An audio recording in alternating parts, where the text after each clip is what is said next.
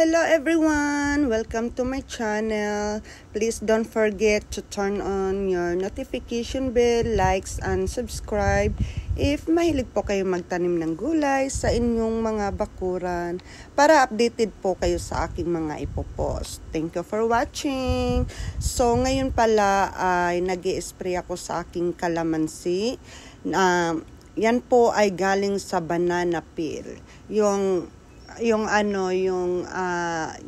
balat ng banana, hiniwa-hiwa ko siya, tapos sinusok ko siya sa water 2 to 3 days, mga ganyan. Minsan inaano ko siya, sinasama ko pag nagdidilig ako, around the outer base of the plants, ganyan.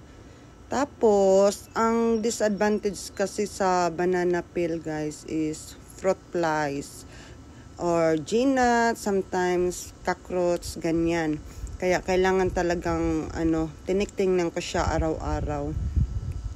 Tapos nakakaganda talaga siya sa dahon at saka yung pag namulaklak na. Tapos nilalagay ko rin pala yung banana peel sa sa soil, hinahalo ko siya. Tapos nilalagyan ko din siya ng charcoal, yung base ng plants ko, at saka yung ground coffee, yung ginagamitan pag wag yung bago hindi yung bagong coffee ground, yung ginagamitan mo. Kasi maganda talaga siya sa soil, nakakadagdag siya. Tapos tingnan mo, namumulaklak na, ay naku, nakakatuwa.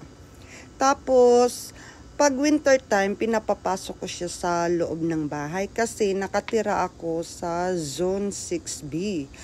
Meaning, lang ang summer namin, we have short summer. So, 'di ba? Pero kailangan pag ipasok sa loob may grow light. May grow light ako. Tapos ito yung aking isang calamansi tree. Ang dami na niyang bunga. Tingnan nyo, guys, ang bango-bango, ang cute. Pero yung isa, naka-harvest na ako noon. Tapos ganyan lang, pag winter time kasi, nagdo-dormat siya, nangangalagas yung mga dahon. Wag lang kayong magpapanik, guys, pag nalagas yung dahon. Importante, buhay siya. Tsaka, nagwo-water ako, siguro once a week, mga ganyan, during winter time, At tsaka, hindi ako nag-fertilize during winter time. Hindi ko rin siya ginugupitan. Ganon. Kasi pag ginugupitan mo siya during winter time, magtatampo. Kasi mahina yung mahina yung growth niya. So, ganon lang. Tapos pag summer, yung first week of summer, nilalabas ko siya, tapos ipasok ko ulit. Hindi ko muna siya binibigla sa init. Paunti-unti. Tapos ganon lang. Pero, naman ang tawag nito. Basta wag lang siyang masyadong, babad sa tubig. Wag masyadong araw-araw ang pagdidilig. Yun lang.